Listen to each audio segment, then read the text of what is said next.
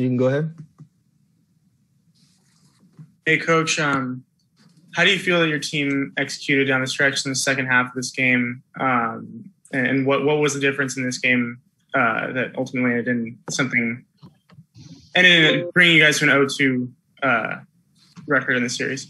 I think on down the stretch, we took some tough shots instead of keep attacking. Took some quick threes, dribble up threes that we could have, kept attacking them. But, outside out, just thought defensively, they had us all over the place. Attacking the paint, they got points in the paint, they got threes again. So that's 35 threes in 2 games. So Hardaway's playing at a high level right now, so we got to do a good job with him. Coming out on Friday. But they got everything they wanted defensively tonight. I thought the game was pretty easy for them. Thanks. Go to Law. Ty, staying on the defense, obviously that first half was a bit of a track meet. That third quarter, you guys stopped scoring and they started scoring more. Well, not scoring more, but they kept scoring. What do you feel from a lineup standpoint and from a scheme standpoint needed to be better in that second half? I think, when we had to go small to get Zoo out of the game, then our offense kind of stagnates because they switched 1 through 5 and then we started playing one-on-one instead of having that dynamic roller. But like tonight, I just thought they took advantage of Zoo being on the floor, so we got to do something different, which we got back in the game. But we're going to watch the film, watch the tape, and we'll come back and see what adjustments we have to make. Thanks. Tomer, you can go ahead. Ty, obviously you guys haven't been playing up to your level offensively, but when their 4 guys or 4 starters are shooting like 70% and, 70% from 3, do you feel like a lot of that was game plan mistakes or having not watched the film yet, or do you feel like they just made some tough shots? No, I don't think they were very tough shots. Luka made some tough shots, but that's what he does. But we had some game plan mistakes again tonight. And then, when you double team Luka or, you're blitzing Luka, leaves other guys wide open. So going down the stretch last, 5-6 minutes of the game, we wanted to fire on him, give him a different look. He kind of had it going.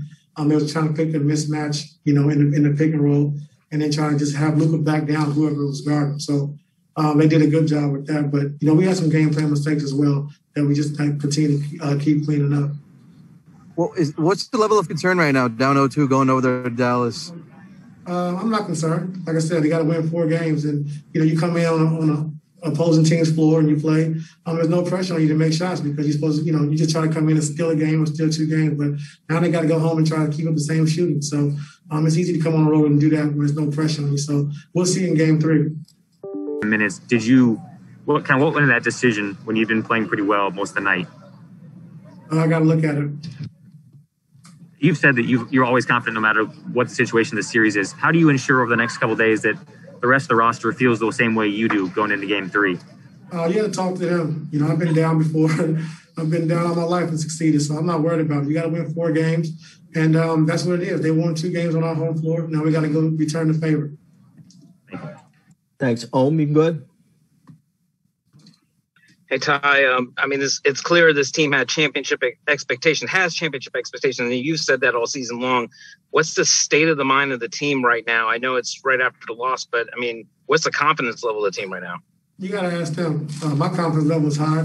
We haven't had a chance to talk, so you got to ask those guys. But I think they feel pretty good. Just clean up our mistakes. Like I said, we got our offense going, how we want to attack, how we want to attack this team, which we did a good job, but we got to do a better job of trying to stop these guys, especially in the one-on-one situations where we got to guard the ball straight up. We got to do a better job with that as well. Thanks, Ohm. Farbod, you can go ahead. Hey, Ty, we saw a little bit in the second quarter, Serge and Rondo got in a really loud shouting contest, it seemed like, on the bench, and Serge never quite checked back in after that moment. Was it from that moment, or was there someone with the back that? What was the issue that Serge didn't come back in? And what kind of? I didn't see him and Rondo get into it, so I don't know. But we just decided to go small, like I said, with T-Man to give us more energy, be able to switch a little bit more speed on the floor. I thought T-Man came in and did a great job for us. Thanks, Farbod. We got time for one more. We'll take it from Justin Russo. Hey, Coach, I was actually going to ask you about Terrence. You put him into the third quarter. It seemed like his energy and his drive to the rim ability was able to kind of invigorate the team during his time on the floor.